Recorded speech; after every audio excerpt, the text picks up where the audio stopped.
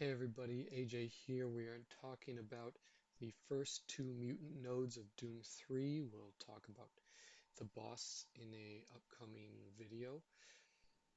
First, let's touch on the team itself a little bit. So, Axemen are badly power crept at this point. This raid is clearly designed for a raid team that does not yet exist, and that sucks. But you can still cleanly beat the first two nodes in one-shots if your team is built up enough. And built up enough would be like level 85 G15. If your axemen are not there, then I would just leave them where they are and ask to be moved to the other side of the raid. I wouldn't invest in this team further, really, no matter where they are. So basically, we just need to wait for the new team to come out, but it's going to be probably a couple months until the new team is up and running. And in the meantime, we've got to be able to beat these nodes. So um, So it's a little bit of an uncomfortable situation, but one that we can muddle our way through. In Doom 2, there was some debate about how to set up your ISOs for this team. Because the team is so badly power crept in Doom 3, they just can't land anything if they aren't all skirmishers, except for Bishop, who should of course be a striker. So there isn't really a debate on ISOs at this point. They just all have to be skirmishers, and as you're going to see, I still have massive problems with focus even when they're all skirmishers. Okay, so to start on this first node, we have to use the Beast Basic to get rid of the taunt. Now, one of the features of this team is you got to be looking to see who's going to be assisting next. Sometimes you get assist icons on two different characters for who knows why, but in this case, we can see that it's Jubilee, which means that I'm going to be able to get a blind on whoever I target with the Iceman ult, and I'm going to go ahead and choose Negasonic so that her ult misses, but if she does hit it, it's not really going to matter. If, for example, I had gotten the assist on Beast, which it looks like it's going to be the case for the next one, I would probably choose Moondragon, just so I flip that defense up and I'll have an easier time killing her later. Next up, we got Bishop, and we're going to use the Bishop special on Strife because, one, we just need to get some kills to get our turn meter rolling, and two, Strife is going to taunt, so we're going to be forced to hit him anyway. So, there we go. And our next real decision is going to be what to do with the Jubilee Stun. And the best choice here is always going to be Phyla-Vell. And the reason is that so she cannot clear all the debuffs on the enemy team. We need them to stay slowed, otherwise we're going to have a bad time pretty quickly. Okay, time to throw out some more damage. Now it's super important what happens here.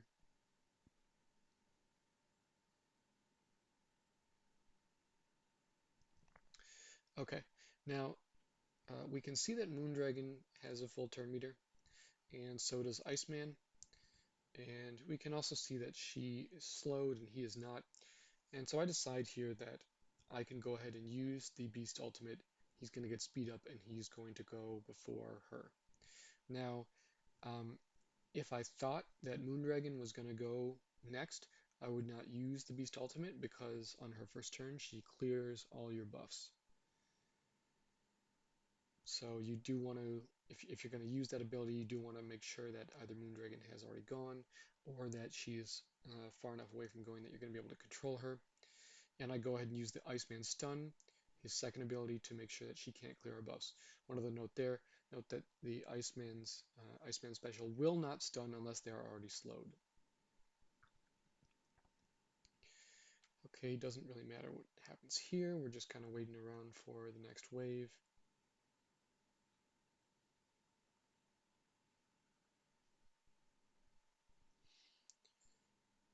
Okay, and so I do have these three characters who are lower in life, so I can kill them, get a big turn meter boost, and basically use that to finish the node. Now, whenever we're in this Madeline situation, if possible, we always want to kill her first. And the reason is that anytime a Marauder is under 50% health, if that Marauder gets hit, then Madeline will mind control somebody to counterattack that person. And that can really mess you up because even though the whole team is controlled and blinded or whatever, she can grab your bishop with offense up and charge and kill somebody. So to mitigate any incoming damage, we have to kill her. And then we're basically going to be able to auto through the rest of the node. Auto basic, of course, we don't want to use any abilities. And we can see what's going to happen from here. Okay, next node is much more difficult.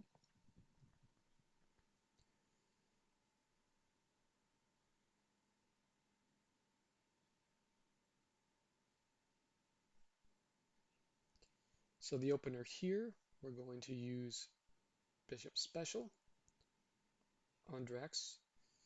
He's got charge because Deathpool hit him, which means he's going to basically do double damage. And our goal here is really to start to damage Doctor Strange and especially Agatha. So if we just wanted to damage the main target, we would use Bishop Special, does more single target damage. But in this case, we're really focused on these two, and especially Agatha. Okay, now we have another situation where if I want, I can use Bishop Ultimate. Note that if Strange had not already gone, I could not use the Bishop Ultimate because then Strange would flip all those buffs. So I do have to make sure that I'm aware of the turn order.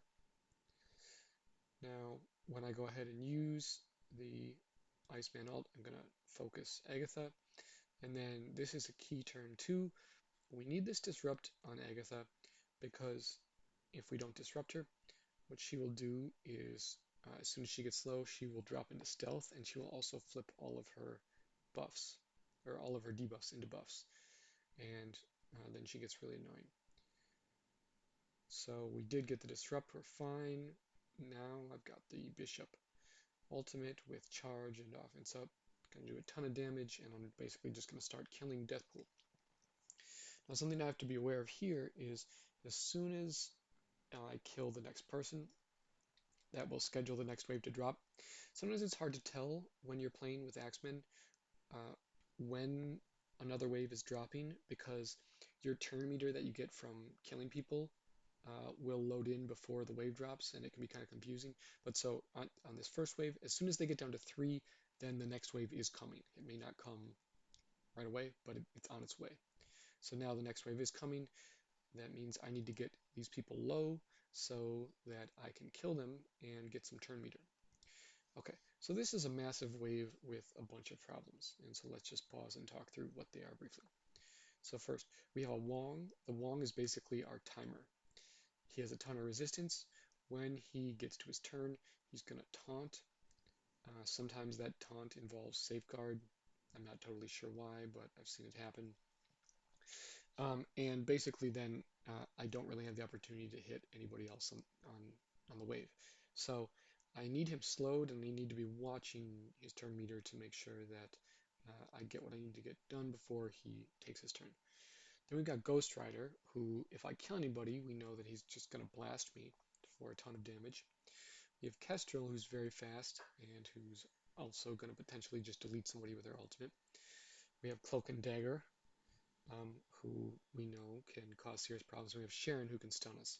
So there's a lot going on here, but it is manageable because we set this last wave up effectively, which means that we're going to be able to get a big turn meter push, and that's going to let us take over.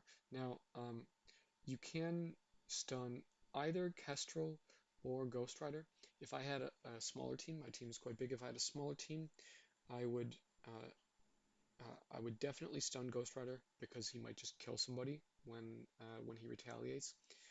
But I thought that I would be able to absorb some of his hits, so I went ahead and stunned Kestrel. Okay, from here, again, I'm just looking to get kills. I know that I need to get some damage into Cloak. Drax is low. I'm a little bit more concerned about this side of the raid. Kestrel's over here stunned. I need to get this Ghost Rider down, so I'm looking here. Okay. I'm going to be looking for Jubilee to get that counter icon because right now Cloak avoided getting slowed, which is very annoying. So we need to get him either slowed or blinded quickly, or he's going to be able to use his ultimate, and that's going to cause serious problems. Okay, I tried to stun Ghost Rider, did not work for me. On second thought, I think I would probably use the basic over here and try to slow these two, and then just deal with Ghost Rider by using the offense down from Kitty. But you do have that secondary stun if you want it. I did get the Jubilee assist icon here. Now, it's also on Bishop, so who knows who's going to assist, but I was hoping it was Jubilee, and I targeted Cloak to try to get the blind on him. We do get the blind. Okay, so now if we kind of assess our situation, um, we have a blind on Cloak, so until he gets to his next turn, we don't really care about him. Doctor Strange will try to buff flip us, but he's slow and slowed. Uh, Sharon too, she's slowed, half turn meter. Now Dagger, if she does get her turn, she's going to heal them, which is super annoying. So I do have to keep an eye on that. And then meanwhile, I've got Ghost Rider.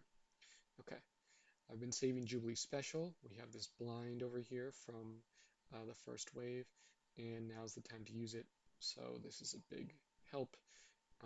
Couple key points. I did get the blind on Ghost Rider, which means that he's no longer really a factor. Also on Sharon, and then Wong got slowed, which is super important. So again, I would say even more than I prioritized it in this playthrough, you really need to get a slow on Wong as soon as possible, or the node becomes very difficult to one-shot. Okay, we're just looking for kills here.